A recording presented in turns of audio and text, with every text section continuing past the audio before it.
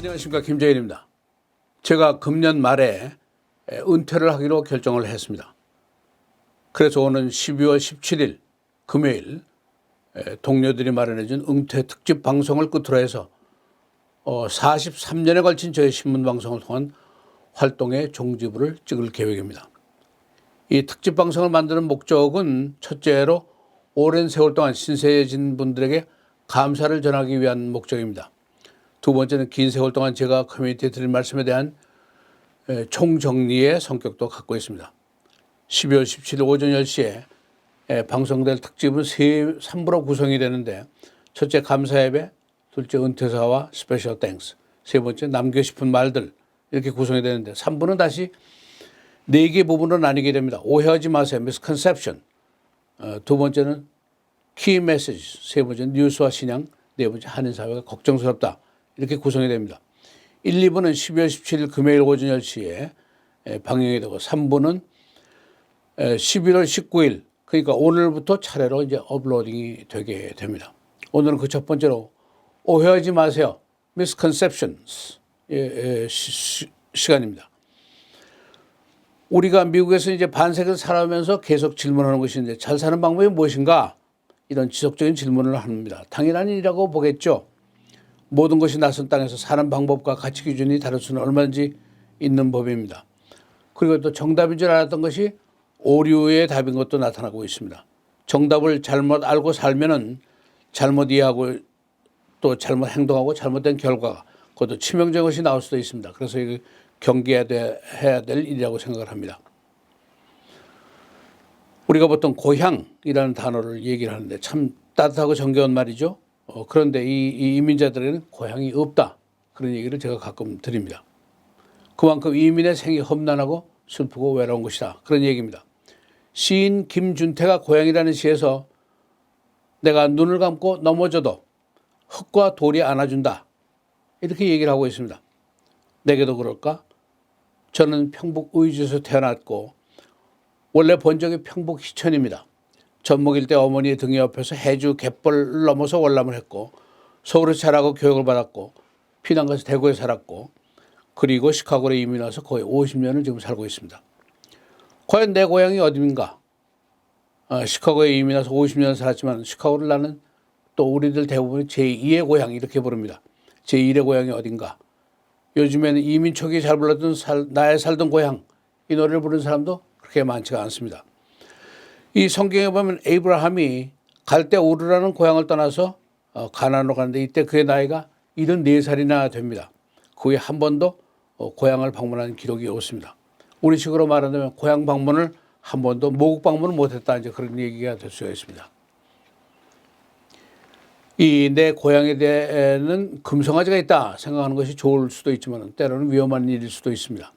과거에 대한 과대 애착증으로 나타날 수가 있는 것이기 때문인데, 이것은 개척자들에게는 큰 도움이 되지 않는 존재입니다. 이를테면 시집온 새댁이 늙은 댁에 대해서도 친정집만 생각하고 눈물을 흘린다, 그러게 되면 시댁의 눈길이 곱지 않을 것입니다. 이민 생활을 수십 년 했는데 현실 생활은 모르고 외면하고, 즉 practical issue, 지금 당장 내 생활에 직접적인 영향을 미치는 일들, social spending, infrastructure, abortion, voting right, 이런 거는 잘 알지도 못하고 외면하면서 emotional issues, 태극기 촛불에만 매달리면 이건 참 꼴불견이 될 수가 있습니다.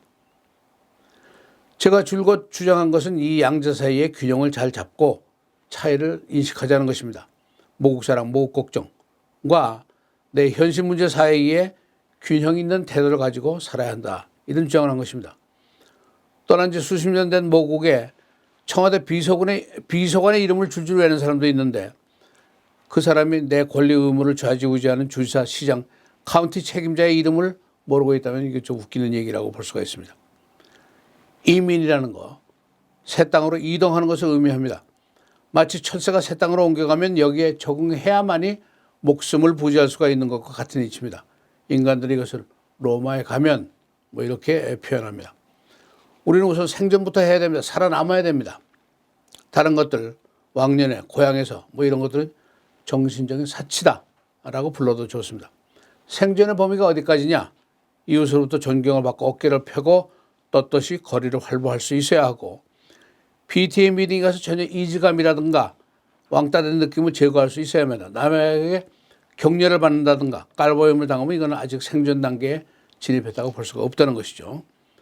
창세기에 보면 바로 왕을 만난 야곱이 이런 얘기를 합니다. 아주 험악한 세월을 보냈나이다 라고 수려하는 장면이 나오는데 My years has been difficult 이렇게 얘기를 합니다. 대부분 우리들의 생애도 야곱의 그것과 크게 다르지 않습니다. 그런 자신을 나그네, 순례자, 외국인 이렇게 인식했고 그의 고향을 본향, 천국, 새하늘, 새 땅 이렇게 인식을 했습니다. 결국 우리의 고향도 어머니의 품이고 본향이 아닐까 그런 생각을 해봅니다. 두 번째로 이 모범답에는 오류가 있을 수 있다 하는 말씀을 드리고 싶습니다. 아이들에게 우리가 잘하는 얘기 한국말 잘하고 한국 문화 가지고 한국 배우자 가지고 한국 학교 다니고 집에서 한국말만 하고 이렇게 살면은 너희는 한국인의 자긍심을 가지고 이 복합적인 사회에서 크게 발전하고 번영할 것이다. 이런 교훈을 우리가 하기를 좋아합니다. 그러나 이 정답은 어떤 의미에서 오류입니다. Simply wrong. 3세를 키워본 사람들이 모두 경험하는 사실입니다. 정답은 뭐냐? 세계인으로 아이들을 카스모팔라탄으로 그리고 리더로 키우는 것이 맞습니다. 이 복잡 다양한 세상에서 그리고 신속하게 변하는 눈부시게 변하는 세상에서 잘 적응하고 리더로 살기 위해서는 자유로운 어디에도 얽매이지 않는 진취적이고 적응력이 강하고 강인한 인격체를 키우는 것이 정답일 것입니다. 좋은 예를 보면 콜린 파월 장군이라든가 테드 크루즈 상원이라든가 이런 사람이 좋은 본보기라고 볼 수가 있습니다. 이 우리가 부모로부터 물려받은 문화 중에서 가장 빨리 사라지는 것이 언어입니다. 그리고 가장 오래 남는 것이 음식이다. 그런 통설이 있습니다. 2세, 3세들이 우리 할머니의 레시피 자랑을 하는 것을 제가 본 적이 많습니다. 이 언어, 한글이라는 것이 집착해봤자 실망이 클 수도 있습니다. 이 문화라는 것, 생성과 소멸을 계속합니다. 우리 2세들의 이적 결혼율, interracial marriage rate, 이 어찌된 셈인지 60% 넘습니다. 저희 집안에도 그런 경우가 많은데 그러니까 3세 손자녀들에게 한국 문화, 한국에 얼마나 가지고 살아라 라고 우리가 과연 할 수 있을 것인가. 이것은 어떤 의미에서 1세들의 자기만족이고라고도 할 수가 있습니다. 우리 후세들은 카스모팔라탄, 세계주의적인 인물로 키워야 하고 넓고 복잡한 이 세계에서 살아남을 수 있는 그리고 리드하고 기여할 수 있는 자유로운 영으로 강한 인물로 키우는 것이 맞다. 그런 말씀을 드립니다. 네, 우리가 언어 문제 때문에 갈등하는 경우가 참 많습니다. 집안에서 우리 아이들은 한국말만 잘한다. 그렇고 자랑을 하는 경우가 있는데 이 아이들의 영어 실력이 의문이 될 수도 있는 것입니다. 영어는 굉장히 어려운 언어입니다. 그래서 부모 세대들 중에서 우리 아이들의 영어가 시원치 않으면 어떡하나를 걱정하는 사람을 거의 제가 본 적이 없습니다. 그러나 현실적으로 우리 아이들이 부모로부터 언어의 기술을 습득할 기회가 별로 없습니다. 이 말솜씨라는 것이죠. 이민 1세 부모들의 언어 실력이 신통치 않기 때문입니다. 그래서 이들의 소통 기술이 부족할 수도 있다. 그런 것을 염두에 둘 수가 있습니다. 몇 가지 예를 들겠습니다. 변호사 시험에 어떤 한인 한 청년이 합격을 했는데 주류사회 법률회사에 들어가기 위해서 애를 썼지만 잘 안 됐습니다. 편지를 쓰는 것이 서투르기 때문입니다. 두 번째, 이 주류사회에서 출세를 하면 리더십의 증명이 중요합니다. 소위 그 hallway diplomacy 이렇게 얘기하는데 사무실 안이 아니라 복도에서 이루어지는 소통과 인간관계를 의미하는 것입니다. 다른 소속원들과 잘 소통하고 리드하는 기술을 증명해야 되는데 즉 그 높은 사람들에게 자신의 리더십의 뛰어남을 보여줘야만 출세하기가 쉽다. 이것은 뭐 동서고금을 통해서 어디나 마찬가지입니다. 그래서 가령 우리 아이들의 그 불이익이 글래스 실링이 아니고 리더십 부재 때문에 그럴 수도 있다. 그런 것도 생각해 볼 수가 있습니다. 세 번째 이해입니다. 입사 시험을 보는데 면접관에 가서 제가 많이 부족하지만은 기회를 주신다면은 잘하겠습니다. 이렇게 얘기를 했는데 그 면접관이 굉장히 의아하게 생각을 하더라는 겁니다. 미국의 면접에서는 이건 내가 최고로 잘할 수 있습니다. 그리고 자기 자신을 적극적으로 팔아야 되는데 겸양지독이 이 사회 룰이 아닐 수도 있다는 것이죠. 내 언어는 영어다. 최고 영어를 구사하기를 노력해라. 이렇게 얘기할 수가 있어야 된다는 얘기를 드립니다.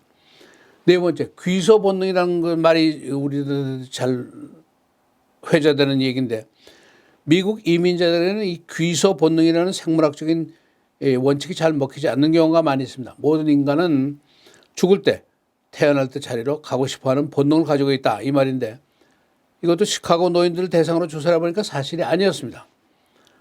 이 시카고 노인들 당연히 고향을 그리워하고 눈물을 짓고 하는 것이 정설인데 조사를 해보니까 고향에 묻히겠다 하는 사람이 10% 미만이었습니다. 그리고 실제로 지금 시카고에 있는 한인묘지에 가면은 초만원 사태를 빚고 있습니다. 정체성 위기 이런 얘기도 우리가 자주 하는데 이 아주 오래된 이론을 우리가 아주 신주모드시지 가지고 있는 좋은 일이라고 볼 수가 있습니다. 잘못된 겁니다. 그러니까 내가 학교 다닐 때 나는 내 자신이 백인인 줄 알았는데 사회 나보니까 아니더라. 차별이 있더라. 그래서 눈물을 흘리고 방황했다. 뭐 그런 이론을 얘기합니다. 이게 웃기는 얘기라는 것이죠. 로시아 지역에서 자란 우리 2세, 3세들 자신의 정체성을 누구보다 더 잘 알고 있습니다. 내가 자칫하면 인종적으로 불이익을 당할 수 있다는 사실을 누구보다도 잘 이해를 먼저 하고 있다는 것이죠. 코로나는 정신을 바짝 차리고 더 노력을 해야 한다는 것을 자각하고 있다는 것이죠. 세계은행의 김영 회장이라든가 시카고의 레이킴 사장님 이런 분들이 이런 수레를 하는 것을 제가 직접 들은 적이 있습니다. 그러니까 이 정체성 위기 이론은 한 100년 정도 되는 아주 낡은 이론인데 지금도 이것을 들먹거리는 무식한 사람들이 가끔 있습니다. 나의 정체성은 뭐냐?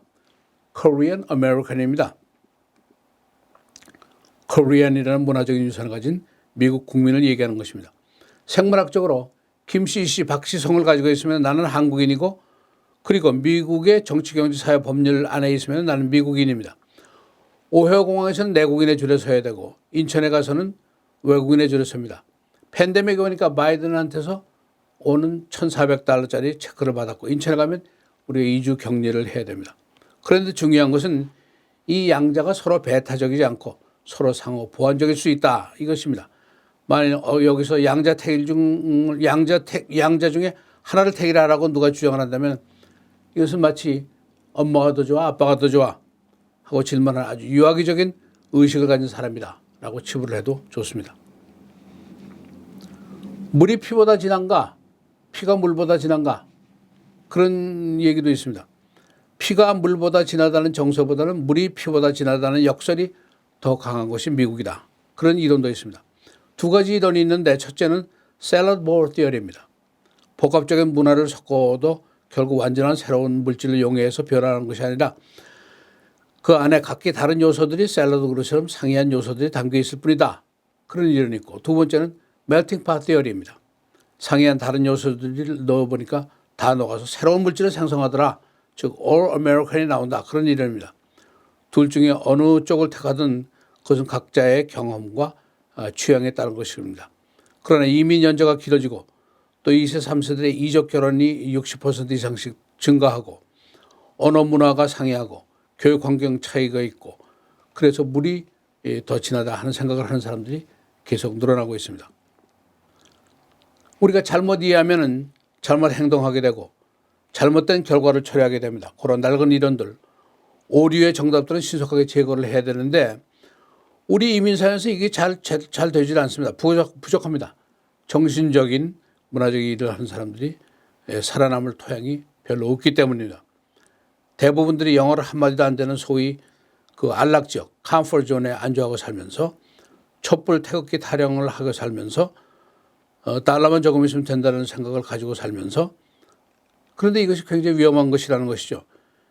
이것이 평생 내가 살아온 이 사회에서 그리고 우리 후손들이 계속 살아야 될 이것이 우리를 영원한 이방인, 뜨내기, 외국인, 방랑객으로 추락시킬 수가 있기 때문에 그렇게 얘기할 수가 있습니다. 특히 동양계들이 가지고 있는 영원한 외국인 이미지, perpetual foreigners 이미지라는 거 이것은 크게 우리가 경계해야 될 일입니다. 은퇴 특집 오늘 3부 misconception에 대해서 말씀드렸습니다. 이 프로그램은 보카 TV에 들어가시면 시청할 수가 있습니다. 유튜브로 먼저 들어가셔야 됩니다. 안녕히 계십시오.